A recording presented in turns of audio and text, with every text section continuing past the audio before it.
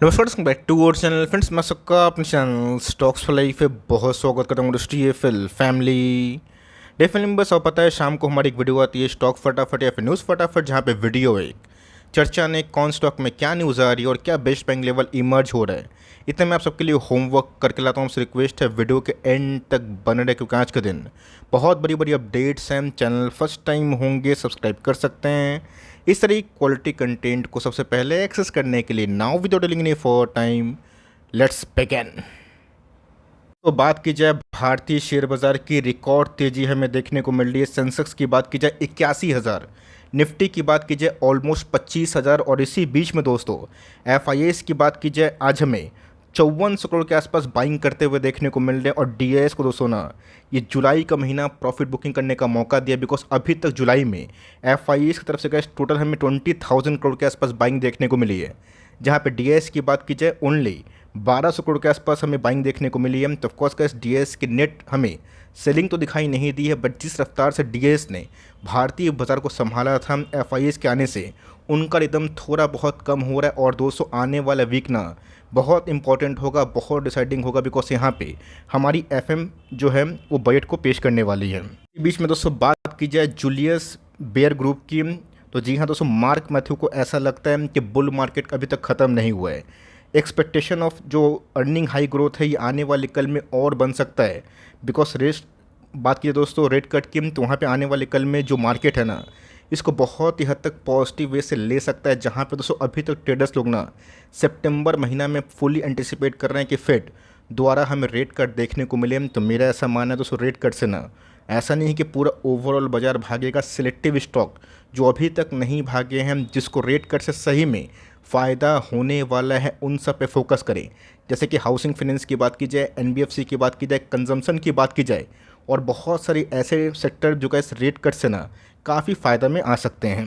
तो अगर आप देखें तो गैस जो ट्रेडर्स हैं ना, वो पूरा बेट खेल रहे हैं कि 100% चांस ये है कि फेड फाइनली सितंबर के मंथ में जो चांसेस है फर्स्ट रेट कट का वो कर सकता है। अभी देखना काफ़ी इंटरेस्टिंग होगा कि फेड का मन क्या सही में करना चाहता है या फिर नहीं। उससे पहले दोस्तों अब की बार निफ्टी IT 40,000 पर, मुझे गैस मुझे जवान याद है आज से 1-1.5 साल पहले, जब निफ्टी IT में क्राइसिस भरा माहौल था, बिलो 25, 24, 26,000 ये सब लेवल्स हमें देखने को मिले थे। मैंने गैस खुल के बहुत बार वीडियो बना के इनकरेज किया था कि जिनकी रैली कोविड के बाद मिस हो गई है, बिल्कुल भी आप इस रैली को मिस ना करें। इस गिरावट को आप आने वाले कल में जो रैली में कन्वर्ट हो सकता है उसका फ़ायदा लें।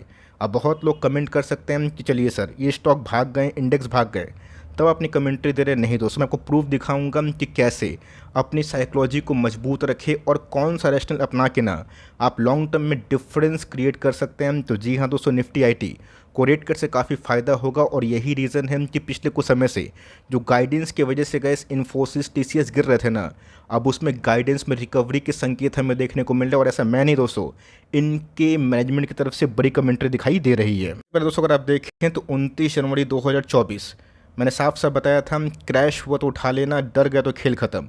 जहाँ पे दोस्तों बहुत सारे कंपनीज़ के नंबर्स की बात की जाए आ रहे थे, नंबर्स उतने सरप्राइजिंग नहीं थे निफ्टी IT के लिए, फिर पूरे ओवरऑल मार्केट के लिए। लेकिन दोस्तों उस समय उन्होंने बताया था कि एग्जिट मत करना, आप चाहें तो पैसे तैयार रखिए। यहाँ पे सिलेक्टिव स्टॉक्स में आपको आने वाले कल में मौका मिलेगा, तो वहाँ पे आप चौका मार सकते हैं। दोस्तों अगर आप देखें 29 जून 2023 में कहानी कुछ और थी। और जी हाँ दोस्तों, बात की जाए लास्ट मार्च की, जहाँ पे निफ्टी ना बीच में कहाँ पे था आपको अच्छे से पता है। उस समय दोस्तों मैंने बहुत ज़्यादा जो बोल्ड प्रोडिक्शन है ना 21,000 का दिया था। तो जी हाँ दोस्तों, जब निफ्टी 15-16 हज़ार के आसपास भी था, तभी भी दोस्तों मेरा ना जो साइकोलॉजी था, पहला 18,000 और दूसरा 21,000 के लगभग था। मेरे उम्मीद से भी दोस्तों बाजार चढ़ा, और 21,000 के बाद मुझे लगा था कि 22,500 के आसपास निफ्टी जाके एक रिट्रेसमेंट ले सकता है। लेकिन दोस्तों ऐसा हुआ तो ज़रूर 4 जून को, लेकिन यस उसके बाद दोस्तों निफ्टी अभी के टाइम काफ़ी अनस्टॉपेबल बना हुआ है। प्रूफ की बात की जाए 21 जुलाई 2023 की बात की जाए, जहाँ पे गैस मैंने आपको साफ साफ बताया था कि इन्फोसिस में तबाही, इस भाव को छोड़ना मत अब। तो जी हाँ दोस्तों, जब मुझे मार्जिन ऑफ सेफ्टी का ज्ञात होता है ना, मैं उस समय वीडियोस बनाता हूँ, और उस समय दोस्तों हमें अल्फ़ा बनाने का मौका मिलता है, जहाँ पे हमें आने वाले कल में अगर उन सब सेक्टर में तेज़ी हुई ना, रिटर्न्स बनने की संभावना है। तो निफ्टी IT का इंडेक्स आज हमें लाइफ टाइम हाई की ऊंचाई देखने को मिल रहा है, बट जिन्होंने कहा सही टाइम पे चौका मारा ना, उनके बॉटम से 40 से 45% के रिटर्न है ना वो बन रहे हैं, बिकॉज इन्फोसिस 1200 का बॉटम लगाने के बाद आज हमें 1800 के आसपास चलता हुआ दिखाई दे रहा है। रिटर्न साफ है, गाइडेंस कम थे तो ऑफकोर्स स्टॉक मार्केट में गिरावट हुई। लेकिन दोस्तों इन्फोसिस की बात की जाए, Q1 के एस्टीमेट को बीट किया, और यहाँ का दोस्तों अगर आप देखें ना इनके गाइडेंस रेस हो गए। सबसे इंटरेस्टिंग चीज़ क्या है पता है, 1 से 3% के आसपास गैस हमें 5-6 महीना पहले गाइडेंस दिखाई दे रहे थे, जो गैस अभी के टाइम 3 to 4% है। मतलब इसमें 1, 2, 3 कुछ भी हो सकता था। लेकिन दोस्तों अभी के टाइम मिनिमम 3 से लेकर मैक्सिमम 4% के आसपास गाइडेंस है। मतलब यहाँ से अच्छी खासी रिकवरी के संकेत हमें देखने को मिल रहे हैं। और इसीलिए गैस मैंने बहुत बार इंकरेज किया था कि निफ्टी आईटी में सही टाइम हुआ है।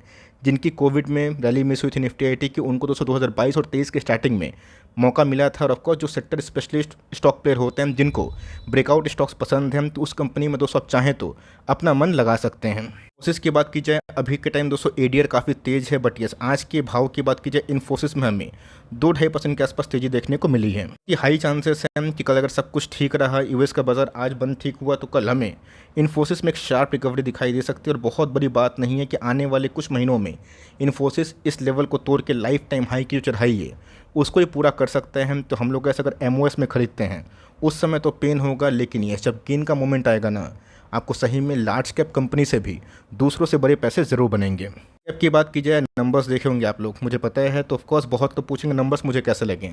मैं दोस्तों बताना चाहता हूँ कि Q1 के नंबर्स हमेशा वायर्स एंड केबल्स के बहुत वीकेस्ट होते हैं और सबसे स्ट्रॉन्गेस्ट क्वार्टर दोस्तों Q4 के होते हैं। तो इस बात को कभी भी जज मत करिएगा कि Q4 के भांति Q1 में ड्रॉप क्यों है, बिकॉज मैंने बता दिया ये इनका दोस्तों सबसे बेस्ट क्वार्टर होता है। और इन क्वार्टर की बात की जाए थोड़ा सा वीक होता है, बट उस ख़राब कंडीशन में भी मुझे कैसे इनके जो रेवेन्यू है, टॉप लाइन है, बॉटम लाइन है, वो ठीक ठाक दिखाई दे रहे हैं। स्टॉक की बात की जाए, नॉन स्टॉप रैली किया हम लोगों ने, कैसे इस कंपनी को कहाँ से खरीदा है, 800 के लेवल से। आज भी दोस्तों कंपनी की बात की जाए कितना बड़ा पैसा बना के दे रहा है आपको अच्छे से पता है। पॉलीकैब मेरा आज से नहीं दोस्तों बहुत पुराना पीक है। जो मेरे एसटी फ्लिक के सब्सक्राइबर हैं उनको अच्छे से पता है कि पॉलीकैब को दोस्तों हम लोगों ने कितना लंबा जर्नी अभी तक राइड किया है।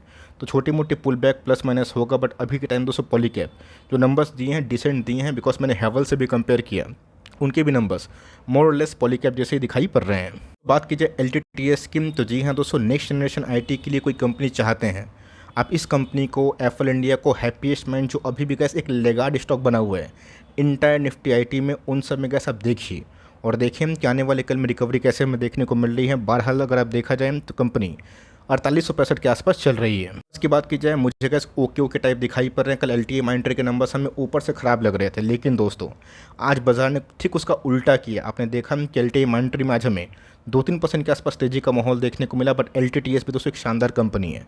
आप इस कंपनी में निवेशित हैं तो होल्ड लंबा करें, और लंबे के साथ कंपनी के वैल्यूएशंस की बात की जाए वो हमें ठीक ठाक दिखाई पड़ रहे हैं, बिकॉज अदर रेशियो भी दोस्तों कंपनी के काफ़ी मजबूत हैं। बात की जाए CDSL की, आपको अच्छे से पता है कि CDSL में हमें बोनस भी मिलेगा, और डिविडेंड की बात की जाए 19 + 3 22 रुपये के आसपास मिलेगा भी।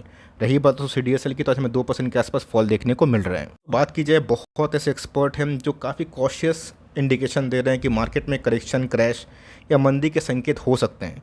अब दोस्तों आपको अच्छे से पता है कि जब इस तरह की बात होती है तो थोड़ी बहुत पैनिक तो मचती है, लेकिन यस अभी तक दोस्तों कोई ठोस ऐसा कदम नहीं है जहाँ पे हम लोग इंडिकेशन करें। बहुत लोगों को लगता है कि आज का तेज़ी टॉप बना है, बहुत लोगों को 1 महीना पहले लग रहा था, बहुत लोगों को 2 महीना पहले लग रहा था। लेकिन दोस्तों अगर बाजार में तेज़ी का ट्रेंड कंटिन्यू होता है तो CDSL को फ़ायदा होगा।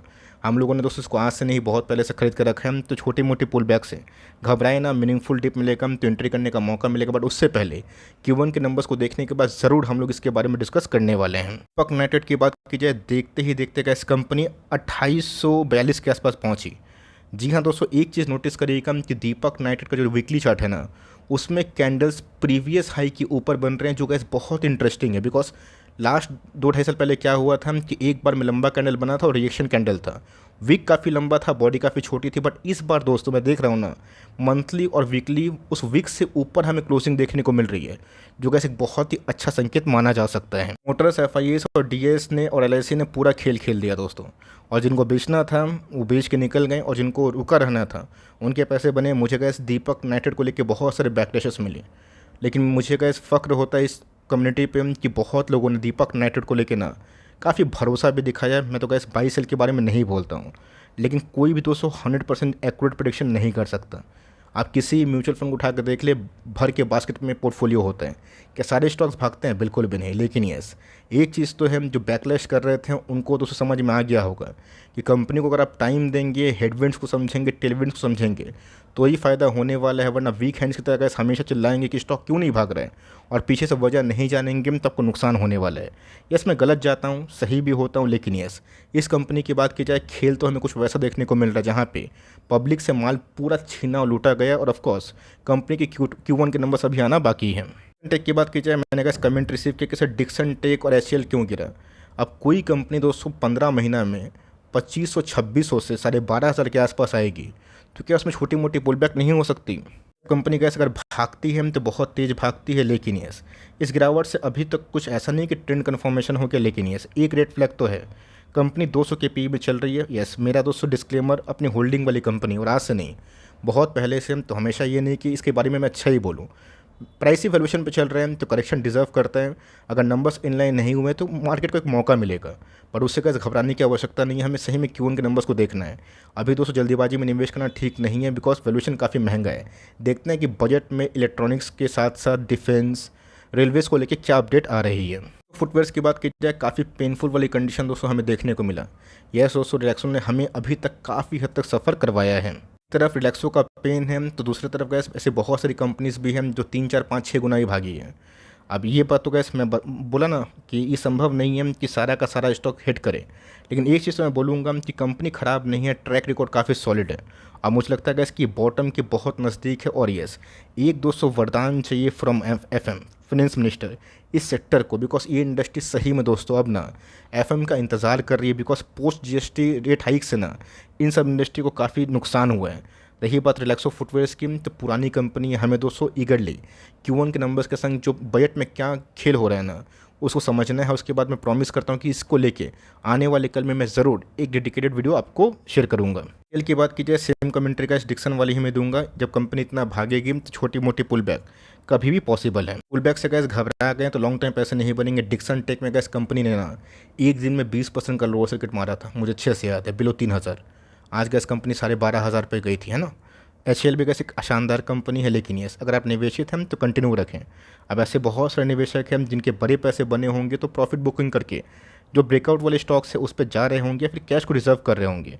बहुत सारे म्यूचुअल फंड भी हैं जहाँ पे इस महीना में उतनी उनकी बाइंग नहीं आ रही है।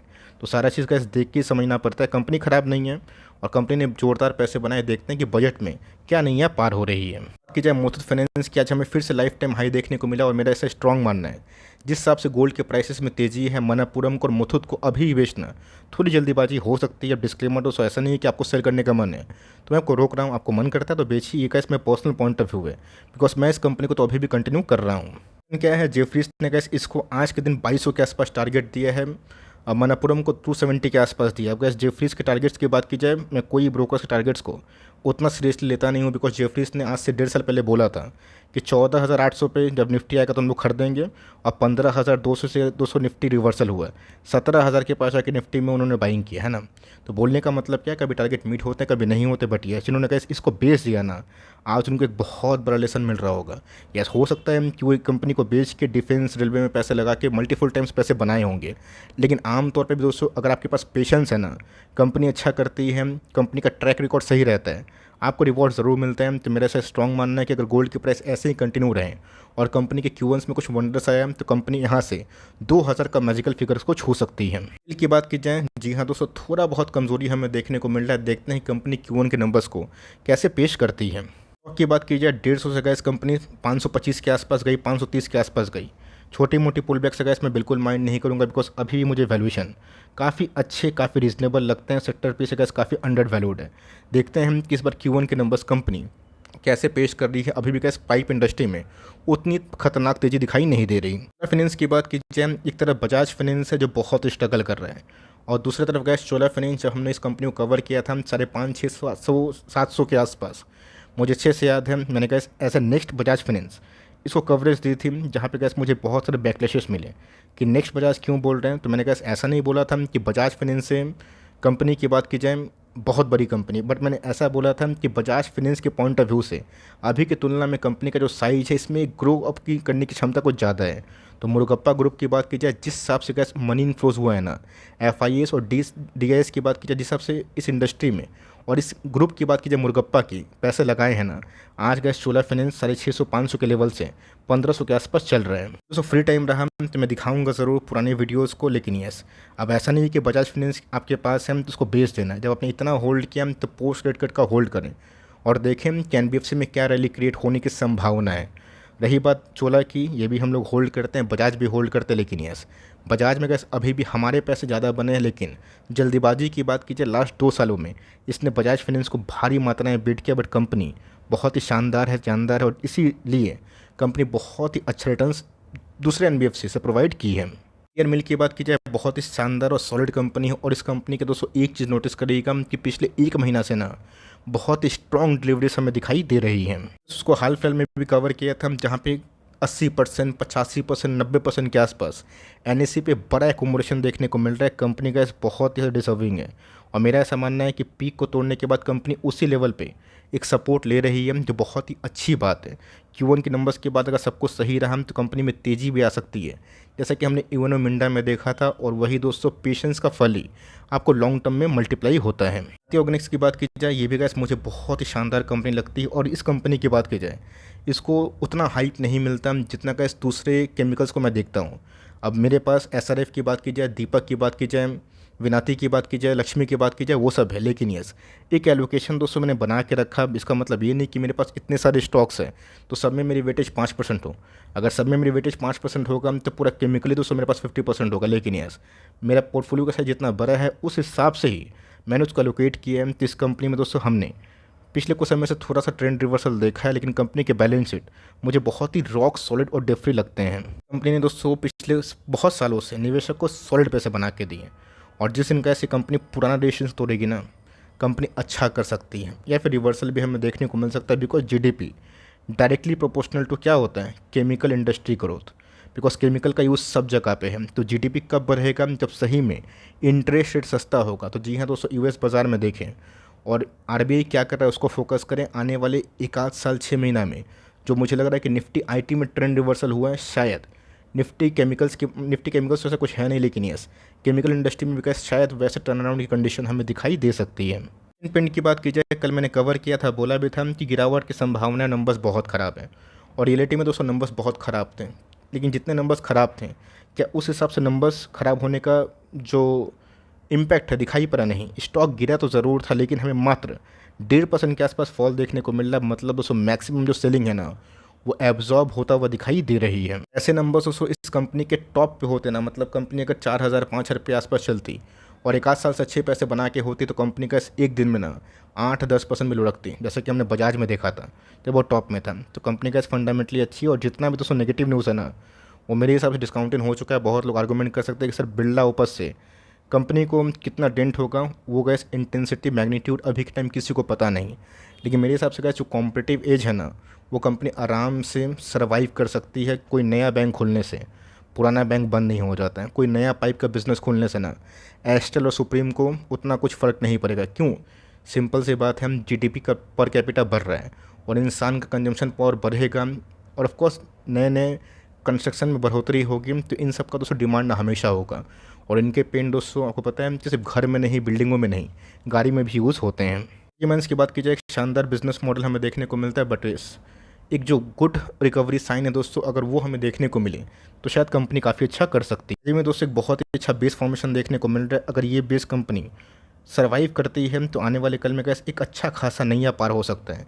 मेरा ऐसा मानना है कि आप इस कंपनी को Q1 के नंबर्स का वेट करें, देखें, और केमिकल्स में अगर आप 1 आध साल और भी पेन झेलने के लिए ओके हैं, सह सकते हैं, तो आने वाले कल में कैसे रैली तो आएगी, बट जिस दिन रैली आएगी शायद ये सब कंपनी इस प्राइस में दिखाई ना पड़े। कंपनी की बात की जाए मदरसन, जो आज के टाइम 200 के आसपास चल रही है, एक शानदार कंपनी, और मेरा ऐसा मानना है कि मल्टीपल टाइम फ्रेम का ब्रेकआउट है, और ये जल्दी रुकेगा नहीं। शायद मेरे हिसाब से, मैं गलत भी हो सकता हूँ, बट अगर सही गया तो कंपनी 250-300 के आसपास भी आने वाले कुछ क्वार्टर्स में लंबी अवधि के प्लेयर्स को रिवॉर्ड दे सकती है। वीडियो कैसे चलेगी तो प्लीज़ लाइक करिएगा, चैनल फर्स्ट टाइम होंगे सब्सक्राइब करके बेल आइकन को प्रेस करना भी ना भूलिएगा। दोस्तों मिलते हैं जल्दी ही, तब तक के लिए बाय।